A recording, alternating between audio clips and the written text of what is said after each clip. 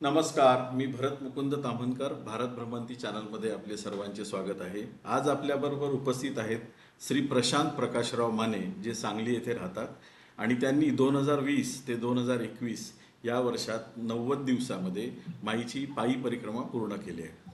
त्यांच्या परिक्रमेच्या अनुभवाविषयी त्यांच्याकडनं आज आपण जाणून घेणार आहोत. त्यांचे विचार परिक्रमेबद्दलचे पण आपण जाणून घेणार आहोत. तर प्रशांत दादा, तुमचं भारत भ्रमंती चॅनलवर मी स्वागत करतो. नर्मदे हर, नमस्कार. नर्मदे हर, नर्मदे हर. नर्मदे हर. तर नमस्कार. तुम्ही स्वतःबद्दल थोडी प्रेक्षकांना ओळख सांगावी, म्हणजे तुम्ही पहिल्यांदी काय करत होतात, सध्या काय करताय त्याच्याबद्दल. एक तर मी प्रशांत प्रकाशराव माने, सांगली येथे राहतो. मी केबलच्या व्यवसायात बरीच वर्ष कार्यरत होतो. म्हणजे जेव्हापासून टीव्हीची केबल, जेव्हापासून टीव्हीची केबल आणि टीव्ही हे माध्यम सुरू झालं आणि टीव्हीवर केबल यायला सुरुवात झाली, म्हणजे ते स्टार, झी, सोनी ही जी काही चॅनल दाखवायला सुरुवात झाली, त्या व्यवसायात मी गेली कित्येक वर्ष, म्हणजे 90 पासून साधारण त्या व्यवसायातच आहे. ते 2024 पर्यंत या व्यवसायात होतो आणि हाच व्यवसाय मी पूर्वीपासून करत आलेलो आहे.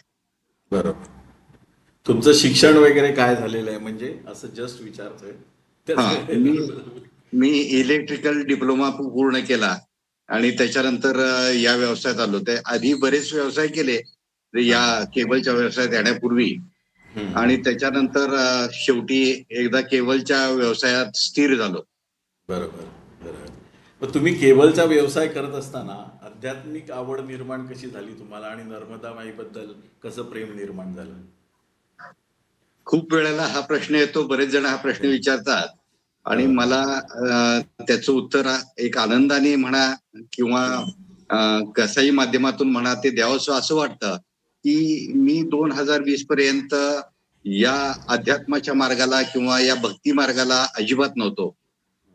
आणि 2020 मध्ये काही इन्सिडेंट्स असे घडले की मी या मार्गावर असा खेचला गेलो किंवा अनाहूतपणे ओढला गेलो.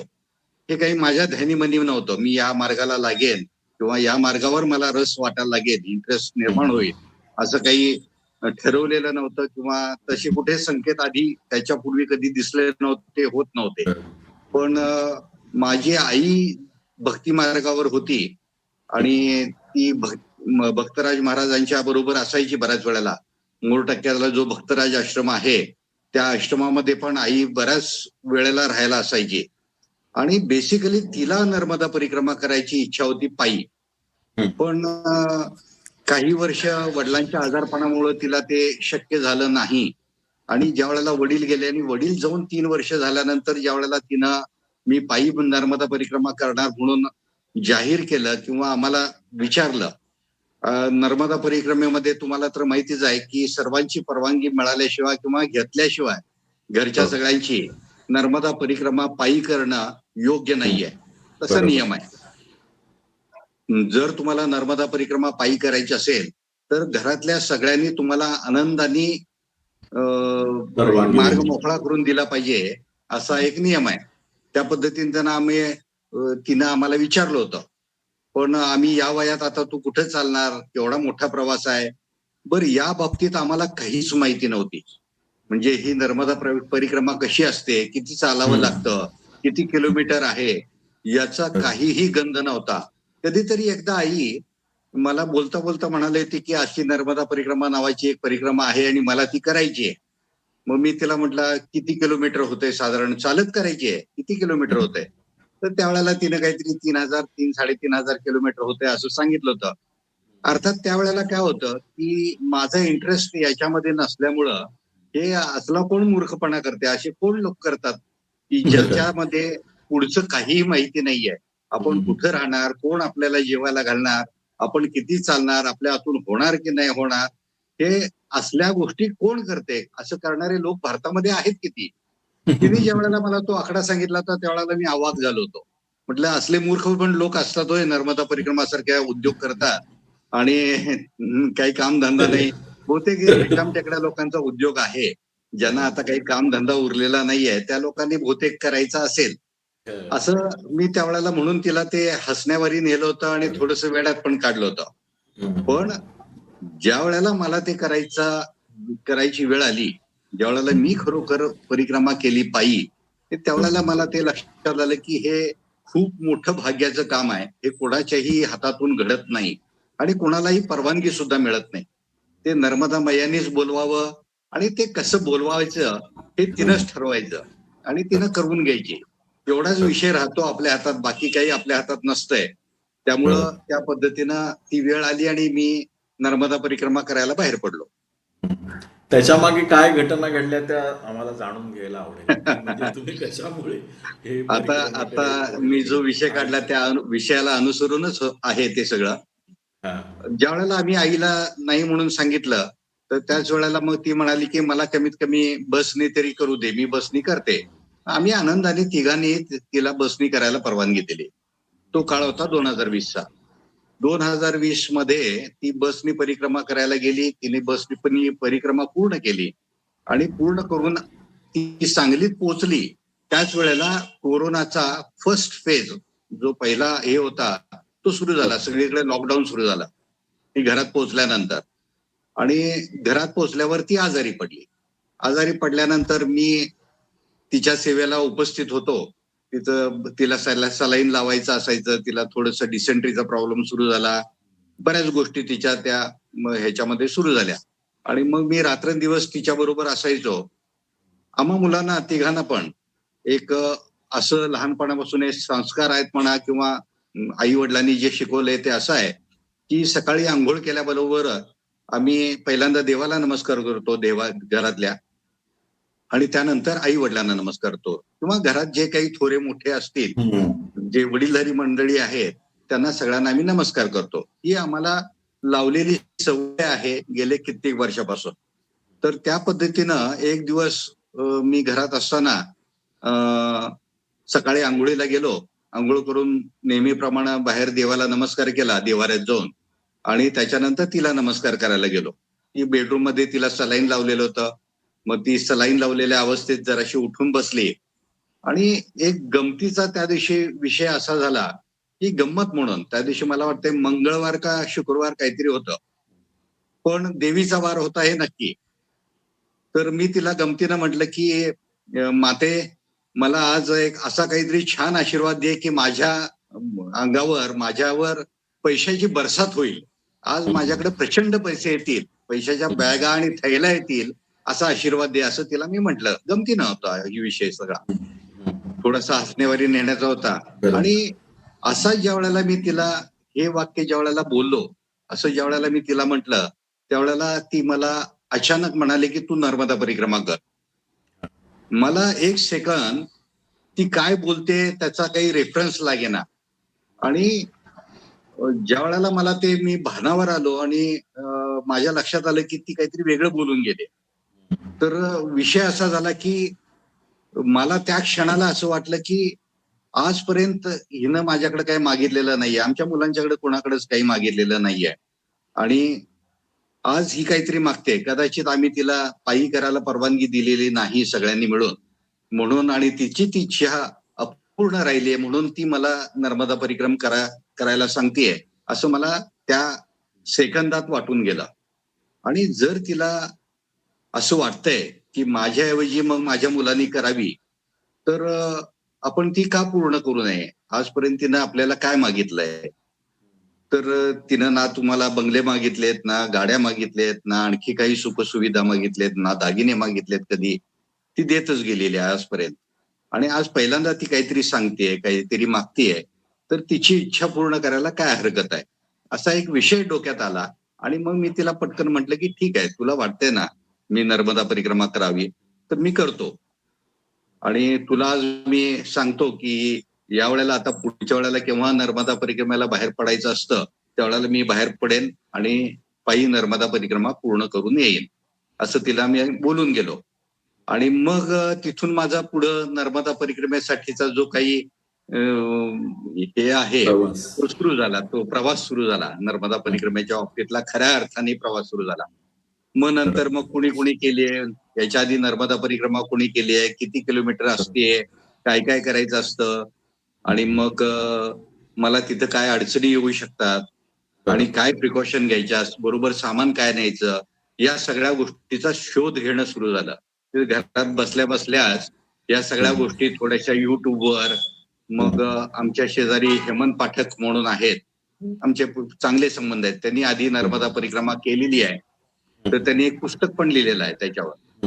तर शेजारीच असल्यामुळं मग मी त्यांना फोन करून विचारलं की मला नर्मदा परिक्रमा करायची आहे आणि मग काय काय करावं लागेल, पूर्वतयारी काय करावी लागते, काय अडचणी येऊ शकतात. तर त्यांनी मला सांगितलं की मी ताईकडं म्हणजे माझ्या आईकडं एक पुस्तक दिलेलं आहे, तर ते पुस्तक तू काढ आणि ते वाच, म्हणजे तुला बऱ्याच गोष्टी समजतील. आणि त्या पद्धतीने मग त्यांचं पुस्तक हुडकून काढलं आणि ते वाचायला घेतलं. रोज वाचत होतो. त्याच्यावरचे त्यांनी काही पॉइंट्स काढून दिले होते. त्याच्यावर अंडरलाईन करणं चालू होतं. आणि मग ते सगळं झाल्यानंतर मग इतर लोकांना कोणाच्या काही संपर्क होतोय का? जे जे लोक गेलेले आहेत त्यांना कोणाला भेटता येतंय का? त्यांचे काय अनुभव, अनुभूती घेता येतील का? त्यांना काही विचारता येतील का? अशा पद्धतीनं तो सगळा शोध मोहीम ती सगळी सुरू होती. त्याच वेळेला प्रतिभाताई चितळेंचं पण मला व्हिडिओ बघायला मिळाला.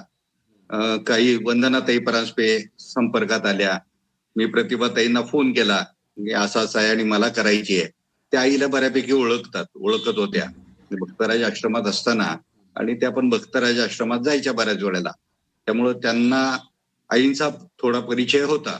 त्यामुळे त्यांना पटकन लक्षात आलं आणि त्यांनी छान मार्गदर्शन केलं आणि त्या पद्धतीनं माझी तयारी सगळ्यांना विचारून पूर्ण झाली आणि दिवस ठरला. रिझर्वेशन वगैरे करून घेतलं, रेल्वेचं रिझर्वेशन. सांगलीतून आम्हाला नर्मदा परिक्रमेला जर बाहेर पडायचं असेल तर एकच गाडी आहे जी गोवा एक्सप्रेस, तिनं खांडव्याला उतरावं लागतं आणि खंडव्यापासून मोर टक्क्याला किंवा ओंकारेश्वरला जाण्याची सोय आहे. याच्यापूर्वी कधी मी मोर टक्क्याला किंवा ओंकारेश्वरला किंवा खांडव्याला कधी गेलेलो नव्हतो. ह्या ही सगळी स्थानं जी आहेत ती माझ्यासाठी नवीन होती. पण मी सगळी कानावर पडलेली असल्यामुळं मी अगदी बिनधास्तपणे जायचा तिथे निर्णय घेतला. सगळे अगदी माहितीचे असल्यासारखं ही सगळी स्थानं मी कधीतरी पादाक्रांत केलेली आहेत. अशा पद्धतीनं मी इतक्या हिरिरीनं आणि इतक्या उत्साहानं मी तिथे जायचा निर्णय घेतला आणि परिक्रमा सुरू करायचा निर्णय घेतला. याच्यामध्ये आणखीन एक नमूद करावंसं वाटतं की मी ज्यावेळेला हेमंत पाटकांचं पुस्तक वाचत होतो त्याच वेळेला अनिश व्यासचे मला काही व्हिडिओ बघायला मिळाले आणि अनिशनी एक सल्ला दिला होता की बहुतेक सगळेजण 90% ओंकारेश्वर पासून सुरुवात करतात. पण माझी एक विनंती आहे, म्हणजे त्याची विनंती आहे की लोकांनी आश्रमावर जास्त भार टाकू नये आणि शक्यतो वेगवेगळ्या ठिकाणावरून, वेगवेगळ्या स्थानावरून परिक्रमा उचलावी. म्हणजे ओंकारेश्वर पासून उचलणाऱ्या लोकांचा जो झुंडच्या झुंड आश्रमात जातो, तर तो थोडासा त्या आश्रमावर पडणारा भार कमी होईल. तुम्ही वेगवेगळ्या स्थानावरून करणार असाल, सुरू केली असेल तर. तर त्या पद्धतीनं मग मी हेमंत पाटकांच्या ज्या पुस्तकात वाचलं तिथं मला मेहताखेडी हे एक नाव समोर आलं होतं आणि मी त्या का मेहताखेडीच्या प्रेमात पडलो आणि ते का माझ्या मनाला भावलं मला माहिती नाही. पण तिथं कीर्ती शहा म्हणून आता सध्या व्यवस्थापन बघतायत. ऋणानुबंध असल्यासारखं त्या कीर्ती शहांचं आणि माझं काहीतरी पूर्वजन्मीचं नातं असल्यासारखं आणि आम्ही फार वर्ष एकमेकाच्या संपर्कात असल्यासारखं मला तो कीर्ती शहा हे नाव वाटलं आणि मी मेहताखेडीतून परिक्रमा उचलण्याचा निर्णय घेतला आणि सुरू झाला आमचं नर्मदा परिक्रमा पायी करण्याचा हे उपक्रम. त्याच्यात मला आणखीन एक अगदी आवर्जून सांगायचं वाटतंय, म्हणजे हा आता आपला विषय होतोय म्हणून मी तुम्हाला अगदी आवर्जून सांगतो. मी ज्या वेळेला तयारी करत होतो त्यावेळेला माझा एक अविनाश माने म्हणून मित्र आहे. तर बऱ्याच वेळेला काय झालं की मी ज्या वेळेला या तारखेपासून मी सांगलीत असणार नाहीये, मी ग्रुपवर असणार नाही, आता आमचा एक बालमित्रांचा शाळेचा मित्रांचा एक ग्रुप आहे. त्या ग्रुपवर मी टाकलं होतं की मी या तारखेपासून पुढे मला माहिती नाही किती महिने नाहीये, पण मी नर्मदा परिक्रमा करायला बाहेर पडतोय. तर माझ्या एका मित्राला नर्मदा परिक्रमा माहिती होती, त्याने ती वाचलेली होती, त्याला त्याच्याबद्दल काहीतरी माहिती होतं आणि त्यानं त्या ग्रुपवर वाचल्यानंतर बऱ्याच जणांना, माझ्या सगळ्या मित्रांना जे जवळचे आहेत त्यांना फोन केले. अरे ते काय प्रशांत वेडेपणा करायला लागलाय आणि ते नर्मदा परिक्रमा करायचं काय त्यांनी डोक्यात घेतलंय, अशा त्याला काय अडचणी आहेत की तो संसार सोडून नर्मदा परिक्रमाच्या नादाला लागलाय. असं ते सगळं झालं. त्याला ते थांबवा, त्याला माहिती नाही अजून नर्मदा परिक्रमा किती खडतर आहे ते. आणि नर्मदा परिक्रमा आत्ता करायचं कारण काय, काय आर्थिक विवंचना काही आहेत का, काही फॅमिली प्रॉब्लेम्स काही आहेत का, असं त्याने ते सगळं विचारायला सुरुवात केलेली. माझ्या मित्रांना सांगायला सुरुवात केली की माझं मन परिवर्तन करण्यासाठी बरेच प्रयत्न करायचा त्यांनी प्रयत्न केला. आणि मी ज्या वेळेला त्या अविनाश माने बरोबर ते ट्रंक आणायला निघालो होतो, की मला मोर टाकायच्या आश्रमात काही सामान ठेवायचं होतं, त्यावेळेला ट्रंक असलेली बरं आणि त्याला कुलूप घातलं की ती आपल्या आश्रमात राहील, अशा पद्धतीने मी एक ट्रंक विकत घ्यायचा निर्णय घेतला. आणि त्यावेळेला माझ्याबरोबर अविनाश माने होता. आम्ही ज्या वेळेला ट्रंक आणायला निघालो त्यावेळेला मी अविनाशला एक गोष्ट म्हटलं की अविनाश, आता विनायक जरी म्हणत असला ग्रुपवर आणि सगळे माझे मित्र जरी मला नर्मदा परिक्रमा किती खडतर आहे हे जरी सांगत असले, तरीही मला एवढ्या सगळ्या जगण्याने सांगून सुद्धा मला नर्मदा परिक्रमा आता ह्या क्षणाला सुद्धा खडतर वाटत नाहीये. मला असं वाटतंय की बघ आपण लहानपणी ज्या वेळेला 7वी, 8वी, 9वी, 10वी ला होतो त्यावेळेला शालेय परीक्षा संपायची वाट बघायचो. तर परीक्षा संपायची का वाट बघायची, तर त्याच्यानंतर आपल्याला मामाच्या गावाला जायचंय, मामाच्या गावाला जायला मिळणार. मग ते मामाच्या गावाला गेल्यानंतर तिथं त्या शेतात जायचं, तिथल्या आंब्याच्या झाडाला कैऱ्या लागलेल्या असायच्या, त्या कैऱ्या पाडायच्या, त्याच्यानंतर विहिरीत पोहायला मिळणार. हा जो काही सगळा त्याच्यानंतरचा जो काही सुट्टी लागल्यानंतरचा जो काही प्लॅन होता, तर त्या प्लॅनच्या आनंदात त्या परीक्षा कधी संपून जायच्या हेच संपायचं नाही, कळायचं नाही, लक्षात राहायचं नाही, लक्षात यायचं नाही. आणि तो एक उत्साहच दांडगा असायचा की आता परीक्षा संपणार आणि मी मामाच्या गावाला जाणार. आता नर्मदा परिक्रमेला जाताना सुद्धा मी काहीतरी खडतर करायला निघालोय असं मला वाटत नाहीये. मला त्यावेळेला आपण जसं मामाच्या गावाला जाणार असं वाटायचं आणि तो आनंद असायचा आणि ते एक प्रकारची वेगळी उत्तेजना असायची. त्या पद्धतीने मला आता नर्मदा परिक्रमेला जाताना वाटतंय की मी अजूनही या क्षणाला देखील मी माझ्या मामाच्या गावालाच जाणार आहे. मला तिथं माझे आजोबा भेटणार आहेत, मला तिथं माझे मामा भेटणार आहेत आणि मी ती सगळी सुट्टी, ती सगळी परिक्रमा मी एन्जॉय करणार आहे, मजा येणार आहे. अशा पद्धतीचे भाव कुठंतरी माझे तयार झाले होते आणि मी ते त्याला बोलून पण दाखवले होते. तर तो म्हणाला की असं जर तुला वाटत असेल तर हे चांगलं आहे की, चांगलं आहे की.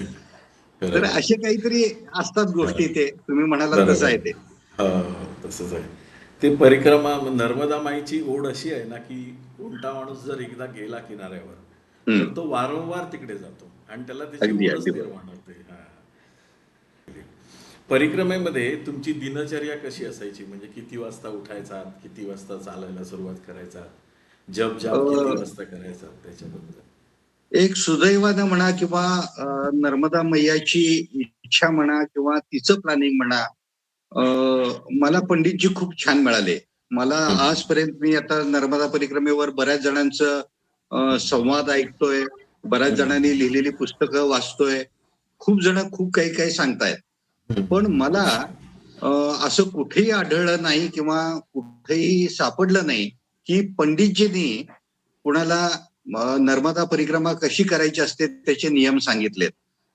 मला माहिती नाही हे कोणी त्या पंडितजींच्या तोंडात घातलं आणि कोणी वदवून घेतलं आणि कोणी सांगायला लावलं, हे सगळं अनभिज्ञ आहे. हे तुम्हाला माहिती आहे की हे काय काय होऊ शकतंय, काय काय घडू शकतंय. त्या पद्धतीनं मी ज्या वेळेला परिक्रमा उचलायला आणि संकल्प उचलायला मेहताखेडीतून आश्रमातून मैयाच्या पात्रात गेलो होतो, त्यावेळेला माझ्या पंडितजींनी मला परिक्रमा कशी करायची असते, त्याचे नियम काय आहेत, हे न विचारता स्वतःहून सांगितलं की किती वाजता चालायला सुरुवात करायची, सूर्योदय झाल्यानंतर उठून चालायला सुरुवात करायची, सूर्यास्ताच्या आत तुम्हाला थांबायचंय आणि या गोष्टी तुम्ही टाळायच्या आहेत, या गोष्टी तुम्ही करायच्यात. असं त्यांनी इतकं ते सुंदर सांगितलं होतं मला की हे 10-15 नियम आहेत नर्मदा परिक्रमा करताना पाळायचे आणि हे जर तुम्ही पाळलेत तर तुमची परिक्रमा सुंदर होईल. तर मला ते इतकं छान डोक्यात बसलं होतं, त्यामुळं मी दिनचर्या जर म्हणाल तर पहाटे 3, 3:30, 4 वाजता मला जाग यायची आणि त्याच्यानंतर मग थोडस नामस्मरण वगैरे. आता आपण त्या मार्गाला आलोच आहे. एक गोष्ट मला खूप माझी स्वतःची जी आहे ती चांगली वाटते, की मी जर एखादी गोष्ट करायला घेतली की मी त्याला 100% द्यायचा प्रयत्न करतो आणि मग त्याच्यात कसूर ठेवत नाही. म्हणजे आता मी नर्मदा परिक्रमा गेले तर माझ्या 100% तो भक्तीचा भाव असलाच पाहिजे आणि ओतप्रोत असतं ते. म्हणजे तिथं मी उगीच करायचे म्हणून करायची आणि मग ओढत ताणत आपण काहीतरी करतोय म्हणून ते करायचं असं नाही. तर हातचं मी ते राखून काय 100% करायचं? हा हातचं राखून काय करायचं नाही असं. हातचं राखून काय करायचं नाही. हम्म. त्यामुळं मी ते नामस्मरण वगैरे थोडस आता करायलाच लागलोय. तर मग आपण ते 100% एफर्ट देऊन करायचं म्हणून मी नामस्मरण वगैरे करायचो. सकाळी आवरायचो. 6 वाजता मी बाहेर पडायचो. 6 वाजता बाहेर पडलो की मला माहिती नाही मला कोण चालवून घ्यायचं, कसं चालवून घ्यायचं. तर मी चालायला सुरुवात केली की सकाळच्या सेक्शनमध्ये दुपारी 12-1 वाजेपर्यंत मी 20 किलोमीटर चालवायचो. मग जिथं कुठं आश्रम मिळेल त्या आश्रमामध्ये पुन्हा अंघोळ करायची आणि अंघोळ करून पुन्हा देवी याची नर्मदा मैयाची पूजा करायची. थोडा वेळ तिथं विश्रांती घ्यायची, भोजन प्रसादी घ्यायची. थोडा वेळ विश्रांती घेऊन मी तिथून 2, 2:30, 3 वाजता बाहेर पडायचो. ते संध्याकाळी अंधार पडायच्या आत मी आश्रम बघायला सुरुवात करायचो. तिथं आश्रमात गेल्यानंतर पुन्हा एकदा अंघोळ आणि अंघोळ झाल्यानंतर पुन्हा एकदा तिची पूजा. मग ते देतील ते भोजन प्रसादी घ्यायची. थकलेलं इतकं असायचं की ताबडतोब झोप लागायची, छान झोप लागायची. त्यामुळं ही दिनचर्या ह्याच्यामध्ये काही फार मोठा बदल माझ्याकडून कधी घडलेला नाहीये आणि मी बरोबर. काही नियम तोडले नाहीत. त्याचं हो. उल्लंघन काही केलं नाही. बरोबर. परिक्रमा करताना तुम्हाला काही अडचणी आल्या त्याच्याबद्दल काय सांगाल? नाही, अडचणी मुळात आल्या काय का आहे आणि माहितीये का? आल्या काय त्याच्याबद्दल? मुळात मला कुठेही असं मी अडचणीच्या बाबतीत जर म्हणाल, तर मला खूप जणांनी हे प्रश्न विचारले. मला कधी अडचण आलीच नाही. माझी खरं सांगू का, इतकी आनंददायी आणि सुखकर परिक्रमा झाली, की तिथं ठरवलं होतं माझ्या माहितीप्रमाणे, की ह्याच्याकडून ती करून घ्यायची आहे. त्यामुळं हम्म. मला तिथं अगदी म्हणजे चालण्याच्या बाबतीत सुद्धा मगाशी आपण ऑफ द लाईन बोलत होतो, की हो. 90 दिवसात परिक्रमा पूर्ण झाली म्हणजे तुम्ही हो. खूप छान फास्ट. चाललात हो. आणि बरंच जोरात झाली तुमची परिक्रमा. हम्म. पण मी चालत असताना सुद्धा मी कधी उगीच धावपळ करून चालतोय, पळत-पळत चालतोय असं कधी मला स्वतःला वाटलं नाही. मी आरामात चालल्यासारखं मी चालत होतो. पण लोकांना ते दिसताना किंवा लोकांना जे लोक बघत होते लांबून, की त्या लोकांना ते दिसताना, "अरे हा माणूस काय वेगाने चालतोय." असं ते वाटायचं आणि मला कित्येक जण म्हणायचे, "पण बाबाजी आप कितने तेज चलते हो." मी म्हणत, "मी कुठे हम्म. तेज चालतोय? मी अगदी आरामात चालायला लागलोय." पण ती मला चालवूनच घ्यायची. ती माझ्याकडून करवून घ्यायची. बरोबर. त्यामुळं मला ते एकदम सुखकर झाली माझी. हां, बरोबर. अडचणीच्या ऐवजी मी एक गोष्ट सांगेन, की तिनं माझे भयंकर परीक्षा घेतली. हम्म. पावला-पावलावर ती परीक्षा घेत होती. मला इतकं चाचपत होती, की खरोखर हा मनापासून करतोय, की हा याने आव आणलाय करायचा. हम्म. आपण परिक्रमा खूप आमिष दाखवली, की माझी पायी परिक्रमाचा संकल्प मोडायचा खूप प्रयत्न झाला आणि हे माझ्या लक्षात येत होतं, की हम्म. ही माझी परीक्षा आहे. याच्यात जर मी फेल गेलो, याच्यात जर मी नापास झालो, तर संपलं सगळं. आणि याच्यात मी कुठल्याही आमिषाला बळी पडणार नाही. कुठल्याही गोष्टीला शरण जाणार नाही. हे ठरवलं होतं आणि त्या पद्धतीने मी वागत होतो आणि प्रत्येक गोष्ट माझ्या लक्षात येत होती, की ही माझी परीक्षा आहे. त्यामुळे मी सगळ्यांना हात जोडून विनंती करत होतो, की तुम्ही मला काही असली आमिष दाखवू नका आणि माझ्याकडून ते काही घडणार नाही. सुमारे 2 महिने चालल्यानंतर माझ्या माहितीवरून 2-2.5 महिने झाले असतील, 1.5 महिना झाला असेल. तर 1.5 महिन्यानंतर मात्र परीक्षा घेणं थोडंसं कमी झालं. मग तिच्या बहुतेक असं लक्षात आलं, की हा काय आता आपला जो हे आहे तो दंडक आहे किंवा हे आहे तो सोडणार नाहीये आणि इतक्या आमिष इतक्या वेळेला दाखवून सुद्धा हा त्याला भुलला नाहीये आणि याचा निश्चय ठाम आहे. त्यामुळे त्याच्यानंतर मात्र मला आमिष दाखवणं जरासं कमी झालं आणि तिथून पुढे पुन्हा आनंददायी परिक्रमा जशी होती तशी मी माझ्या त्या YouTubeच्या भागामध्ये अगदी ते मला कितीतरी वेळेला चालत असताना गीत गाता चल मधलं ते गीत गाता चल ओ साथी गुणगुणाता चल हे गाणं आठवायचं. खूप बरोबर. छान-छान गाणी किंवा ते एक जितेंद्रचं एक काय हे कोण चित्रकार आहे, कोण चित्रकार आहे, हा. हे म्हणजे इतका सुंदर निसर्ग आणि ते त्याच्यामधलं ते जे काही मी माझं चालणं होतं ते इतकं मस्त आणि नयनरम्य होतं सगळं ते आणि खूप मजा आली. परिक्रमा करताना मला अजूनही मस्त वाटतंय. आजही ते सगळ्या दिवसाच्या आठवणी झाल्या, की त्याच्यासारखे रम्य दिवस नव्हते. हे 3 महिने मी बरोबर. जे घालवले, तर त्यासारखी मजा नाही होती. माझ्या आयुष्यातली सगळ्यात चांगले सुंदर दिवस. आणि आनंददायी ते 30 दिवस होते असं 3 महिने होते असं मला म्हणावं वाटतं. तुमची माईनी कशी कशी परीक्षा घेतली त्याच्याबद्दल काय सांगाल सुरुवातीला?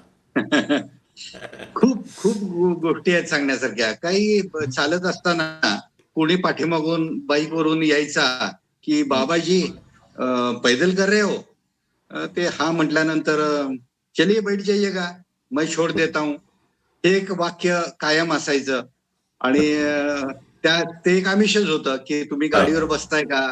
तुम्ही कोणाच्या आमिष हे सगळं म्हणजे खूप गोष्टी आहेत, की बरोबर. ते असं व्हायचं, की तिथं आज आज ठहर जाइएगा, क्या हम्म. होता है? बैठ जाइएगा, सामान लेके जाता हूँ. मैं आपकी हम्म. थैली दे दीजिएगा, थैला काफ़ी बड़ा है आपका, थैला में मुझे दे दीजिएगा, मैं थैला बरोबर. सामने जाके आश्रम में रख देता हूँ. मैं उनसे बात करता हूँ, उनको बोलता हूँ कि पीछे से बाबा जी एक मूर्ति आ रही है अरे. और आप उनके लिए तैयारी करके रखिए करके.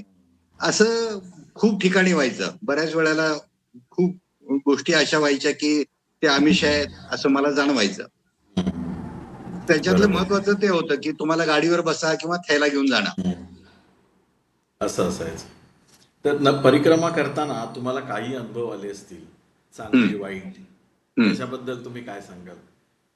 नाही, वाईट अनुभव तर मला काही नाही आले बाबाजी. हम्म. हम्म. वाईट अनुभव मला आठवतच नाहीत, की वाईट अनुभव आलेत. हम्म.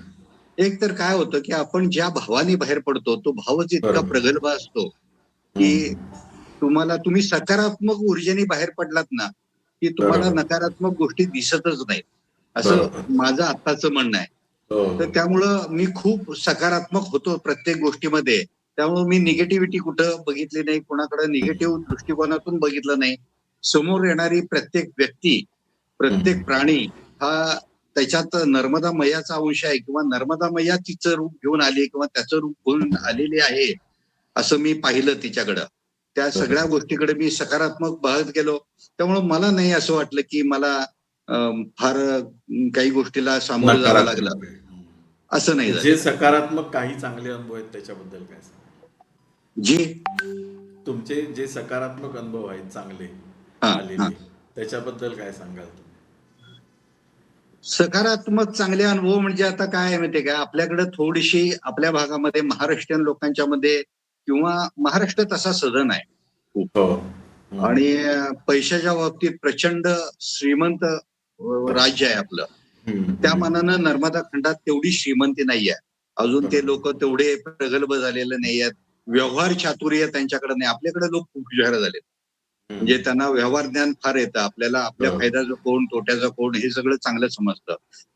थोडा हेतू ठेवून लोक वागतात आपल्याकडं हम्म. आणि प्रत्येक व्यक्तीमध्ये कुठं ना कुठेतरी स्वार्थ दिसतो. म्हणजे बरोबर. काहीतरी स्वार्थ असल्याशिवाय कुणी कुणासाठी काही करत नाही.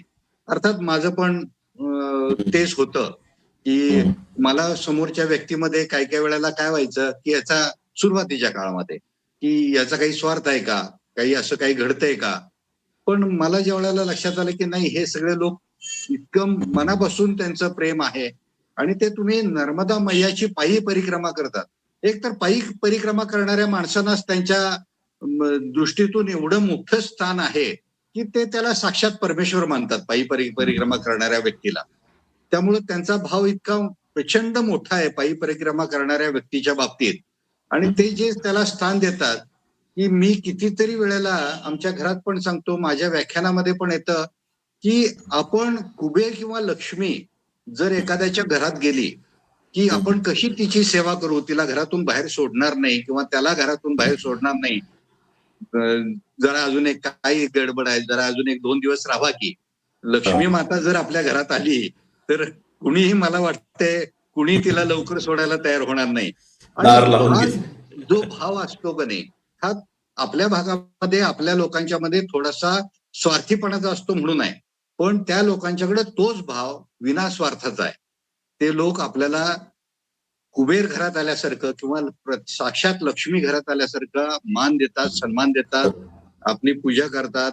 त्यांचं ते तुमचं काय म्हणतो आपण त्याला, पाय धुणं आणि ते ते सगळ्यात जे ते सोपास्कार करतात, तर ते आपल्यालाच लाज वाटायला लागते, की आपण अरे मी माणूस आहे, मी परमेश्वर नाही आहे. मी एक परिक्रमा पायी करायला काय निघालो, लोकांनी मला परमेश्वर करून टाकला आणि मी त्या लायकीचा माणूस नाहीये, असं कितीतरी वेळेला नाही मैया जी मैं नहीं हूं. आप नाही ते पायी परिक्रमा करतात म्हटल्यानंतर तुम्हाला ते स्थानच आहे आणि त्यांच्याकडून तेवढा मान सन्मान तुमच्याकडे तुम्हाला मिळतो आणि तुम्हाला तो नंतर नंतर स्वीकारावा लागतो. पण याचं फेड कशी करायची, याची परतफेड आपण या लोकांसाठी काय करू शकतो आणि आपण काय करायला पाहिजे, की या जन्मी हे या लोकांनी जे आपल्यासाठी केलेलं आहे त्याचं ऋण आपल्या डोक्यावरून खाली खांद्यावर येईल किमान आणि उतरेल. अशा पद्धतीनं काय करू शकतो का, हे थोडंसं विचार करायला माणूस सुरुवात करतो. म्हणजे माणसाचा वाल्याचा वाल्मिकी होतो म्हणतो का नाही, तसा तो काहीसा प्रवास आहे आणि तसं होतं एवढं मात्र नक्की. खूप गोष्टी आहेत, की लोक ज्या पद्धतीनं तुम्हाला अवभगत करतात, घरात या म्हणतात, राहायला जागा देतात, तुमची खातिरदारी इतकी सुंदर होती. ते काय म्हणजे ज्यांनी तो अनुभव घेतला ना, ते त्यांना ते सांगावं लागत नाही आणि बरं. तो त्या लोकांच्या त्या नर्मदा खंडाच्या प्रेमात पडतो आणि म्हणून तर मला असं वाटतं, की एकदा पायी परिक्रमा केलेला माणूस वारंवार पायी परिक्रमा करायला उद्युक्त होतो. तो जरा चान्स मिळाला, मला जर बोलवत असेल तर मी नक्की आणि मी पण म्हणतोय आता, की मला जर तिनं बोलवलं, आता मी घरातल्या सगळ्या लोकांची परवानगी घेऊन ठेवलेली आहे ऑलरेडी, की मला यावर्षी जायला परवानगी द्या. आता फक्त तिचं बोलवणं, तिनं सांगणं, की तुला यायला परवानगी आहे म्हणून सांगितले, की मी यावर्षी नोव्हेंबरमध्ये नर्मदा परिक्रमा करायला पुन्हा बाहेर पडेन. त्यामुळं ते प्रेमात पडतात. प्रत्येक माणूस जो आहे की नाही, पायी परिक्रमा केलेला. मला बाकीच्या गाडीवरून करणाऱ्या परिक्रमावासियांचं काय होतंय मला माहिती नाही. 4 चाकी लक्झरीतून करणाऱ्या लोकांचं काय होतंय मला माहिती नाही. सायकलवरून परिक्रमा करणाऱ्या लोकांचं काय होतंय मला माहिती नाही. पण पायी परिक्रमा करणाऱ्या व्यक्तीला मात्र असं वारंवार आणि सतत वाटत राहतंय, की मी पुन्हा एकदा परिक्रमा करावी. इतकं ते मस्त आणि आनंददायी आहे. प्रवासातले काही अनुभव सांगा लोकांना तुम्ही, की तुमच्या प्रवासात काही तुम्हाला जे अनुभव आलेले आहेत नर्मदा माईचे, त्याच्याबद्दल तुम्ही काय सांगा? अ, नर्मदा माईचे अनुभव सांगावेत तेवढे कमी आहेत. पण काही गोष्टी अशा आहेत, की लोकांना अजूनही पचनी पडत नाहीत आम्ही सांगत असताना. पण ही बरोबर. वस्तुस्थिती आहे, की असे घडतात. बरोबर. आणि जो माणूस संपूर्ण भावानं, सकारात्मक ऊर्जेने मी मगाशी म्हटल्याप्रमाणे परिक्रमा करत असतो, त्याला त्या सगळ्या गोष्टी लक्षात येतात, जाणवतात आणि त्याला त्याच्यामधलं वेगळेपण लक्षात येतं आणि तो आणखी त्याच्यामध्ये भावनाविवश होतो आणि तो तिच्या प्रेमात आणि नर्मदा मैयाच्या आभारी राहतो. तो कायम तिचा तो राहतो. तर अशा काही गोष्टी आहेत, की ती कुणाच्या वेशात कधी येईल आणि तुमची कधी कशी मदत करून जाईल हे तुम्हाला सांगता येत नाही. आता माझ्या बाबतीत काही इन्सिडेंट्स घडले, की मला असं वाटलं, की अ, याच्या हा माणूस नव्हता. तर त्याचं एक उदाहरण म्हणून सांगतो मी. एका ठिकाणी मी प्रवास करत असताना एक नदी नर्मदा मैयाला जोडली जात होती आणि ती जिथं तिचा संगम होत होता, तर ती जागा अतिशय जवळ होती. म्हणजे मी ज्या चालत असलेल्या ठिकाणावरून मला जिथून ती नदी पार करायची होती, त्या ठिकाणावरून ह्या 2 नद्यांचा संगम अतिशय मला आवाज येण्याइतपत जवळ होता. आणि त्या नदीला इतका जोर होता, इतका वेग होता, त्याचा प्रवाह इतका जोरात होता, की मी त्या नदीला बघितल्यानंतर 5 मिनिटं त्या नदीकडे बघत बसलो, की वेग, या नदीचा जो जो प्रवाहाचा वेग आहे, या वेगामध्ये मी जर आता अ, पलीकडचं जायचा प्रयत्न केला, तर कदाचित मला हा प्रवाह नेऊन संगमापर्यंत सोडेल. आणि एवढी मोठी सॅक आणि माझं वजन प्रचंड होतं त्यावेळेला. म्हणजे आताही आहे, नाही असं नाही. पण परिक्रमा झाल्यानंतर पुष्कळ कमी झालं होतं. पण एवढ्या वजनानं मी त्या नदीला पार करू शकणार नाही असं मला वाटत होतं. म्हणून मी तिच्याकडं बघतच बसलो होतो की हे पार कसं करायचं, म्हणजे जावं की नदी. नाही जावं, कसं जावं, कुठून जावं, थोडीशी जागा कुठे मिळते का, वर थोडस आपल्याला चालण्यासारखं गुडघ्याभर पाणी किंवा कमरेभर पाणी कुठे मिळते का, या थोड्याशा विवंचनेत मी तिच्याकडे बघत बसलो होतो. त्याच वेळेला एक माणूस पाठीमागून आला. मग क्या सोच रहे हो बाबाजी, आपको पार करनी है? म्हटलं हाँ इसीलिए तो रुका हूं. तो त्यांनी इतक्या सहजतेनं सांगितलं, तो बैठ जाइएगा मेरे पीठ के ऊपर, माझ्या पाठीवर बसा आणि मी तुम्हाला घेऊन ती नदी पार करेन. अरे म्हटलं याला ओढ एवढा आहे, मी मगासपासून विचार करतोय की ह्याला प्रवाहाचा ओढ एवढा आहे की मी एकटा जाईन का नाही याची मला शंका वाटायला लागली. मी गेले 5-10 मिनिटं त्याच्याकडे बघत बसलोय की कुठून पार करायची म्हणून.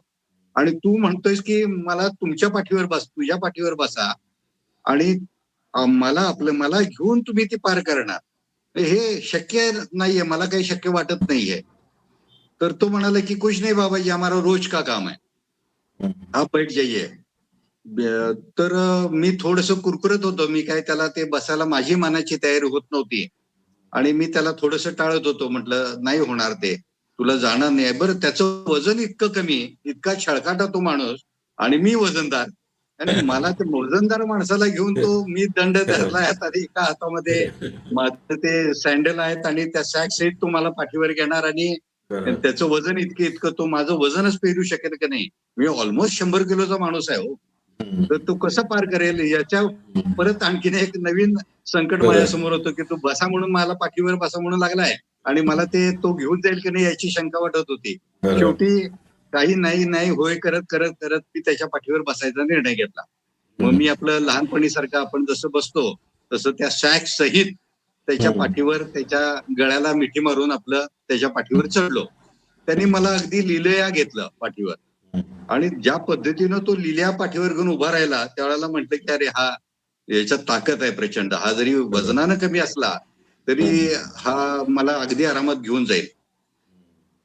पण तो पार करत होता, नदी पार करत होता. पण एक गोष्ट मला अतिशय गमतीशीर वाटली आणि थोडीशी विचित्र पण वाटली की त्या माणसाचं आपण काय होतं की एखाद्या माणसाच्या पाठीवर बसलोय आपण, तर कुठल्याही माणसाच्या बॉडीची जी ऊर्जा असते, जी गरमी असते, ती बॉडी गरम असते आणि ते गरमपणा आपल्याला लागत असतो त्याच्या पाठीचा किंवा त्याचा स्पर्श जो आहे तो गरम लागत असतोय.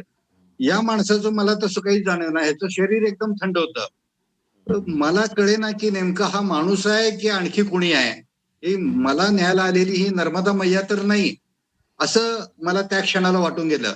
आणि ते ज्या वेळेला वाटलं त्याच वेळेला त्यानं नदी पार केलेली होती. त्यांनी मला उतरवलं. तो अभी आपको कोई चिंता करने की जरूरत नहीं है बाबाजी, आप सीधे निकल जाइए, अभी कोई प्रॉब्लेम नहीं है, असं त्याने मला म्हटलं आणि नर्मदेहर करून तो पुढे चालायला देखील लागला.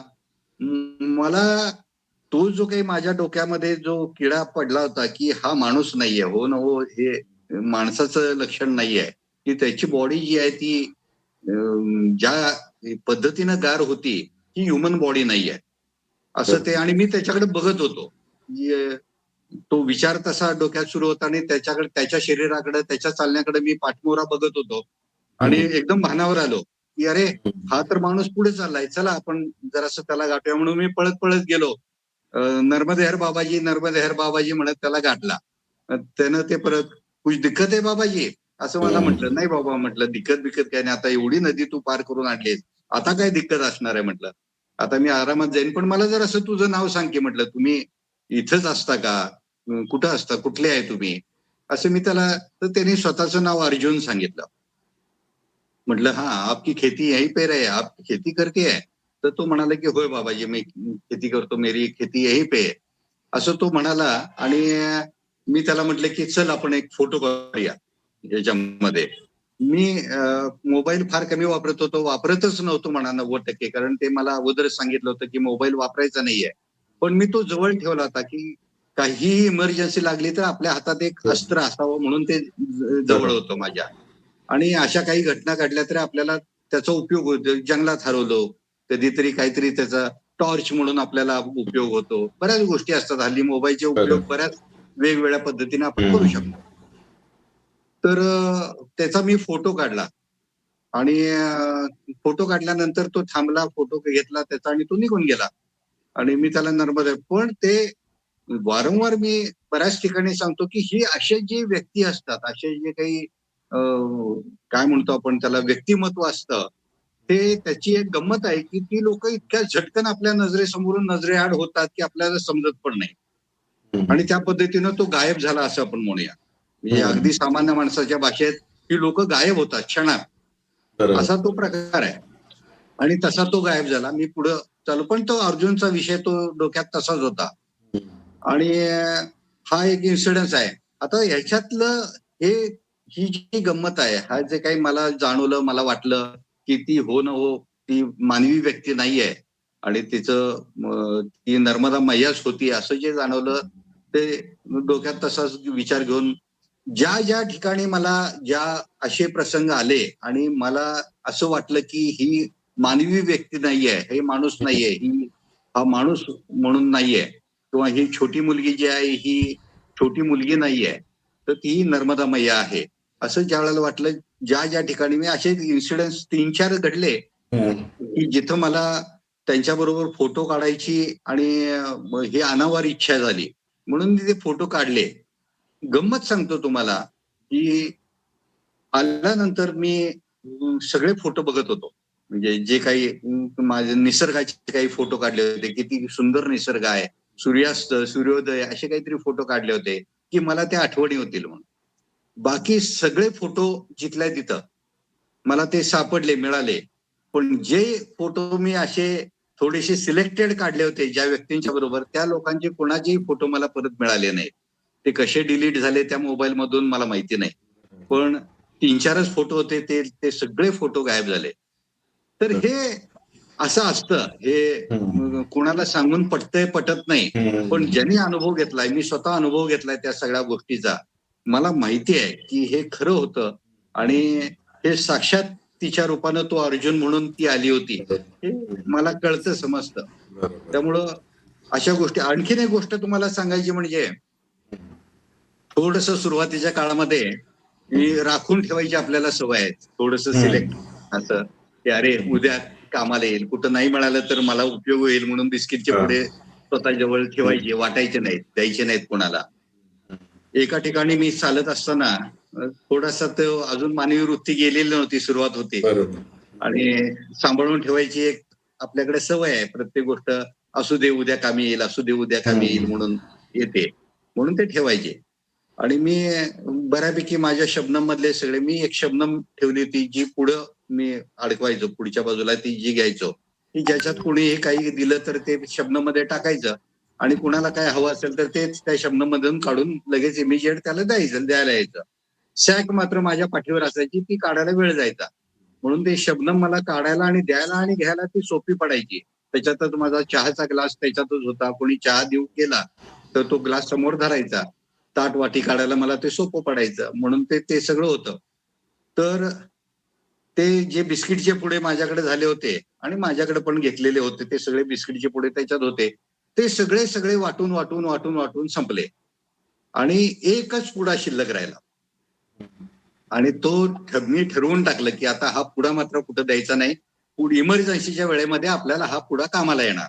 म्हणून मी तो कुणाला देत नव्हतो. नर्मदेहर करायचो. छोटी मुलं दिसली तरी त्यांना नर्मदेहर करायचं.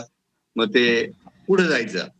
तर एक छोटी मुलगी माझ्यासमोर आली आणि तिनं म्हटलं नर्मदेहर म्हटलं मला. मी तिला नर्मदेहर म्हटलं. तर ती म्हणाली, की "बाबाजी बिस्कुट है?"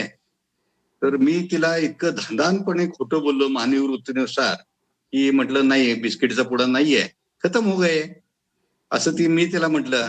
तर ती इतकी सहजतेनं म्हणाली, की "वो आपके थैले में जो एक बचा है, वो दे दीजिएगा." मी एवढा अवाक आणि चाट, की मला काही समजेना, की तिनं ते सहजपणे पण एवढी छोटी मुलगी असं सहजपणे अगदी तुम्हाला असं ठामपणे नाही सांगणार, की ते तुमच्या पिशवीत एक राहिलेलं आहे तेवढे द्या. आता हा संवाद जो आहे, तो दोघा जणांच्याच झालेला होता. त्यामुळं मला माहिती आहे, की ती काय बोलली आणि मी त्यासाठी अवाक कशासाठी झालो. आणि मी तो पुडा काढून तिला दिला आणि माझ्या लक्षात आलं, की ती खूप परीक्षा घेते आणि ती कुठल्याही बरोबर. रूपात देते, तिला माहिती आहे तुझ्याजवळ काय आहे ते, आणि हम्म. तिने ते काढून घ्यायचं म्हणजे पुढे तुम्हाला बरोबर. अनुभव द्यायचे असतात, अनुभूती तिला द्यायची असते, तिला स्वतःचं अस्तित्व सिद्ध करायचं असतं. म्हणून ते सगळं काढून घेणं तुमच्याकडून बरोबर. सगळं काढून घेणं, तुम्हाला रिकामं करणं आणि मग मी कशी परत आहे तर परत. ते सिद्ध करणं, ह्या सगळ्या गोष्टी त्या अनुषंगाने आहेत. त्यामुळं बरोबर. असे काही प्रसंग आहेत ते घडतात ते. बरोबर.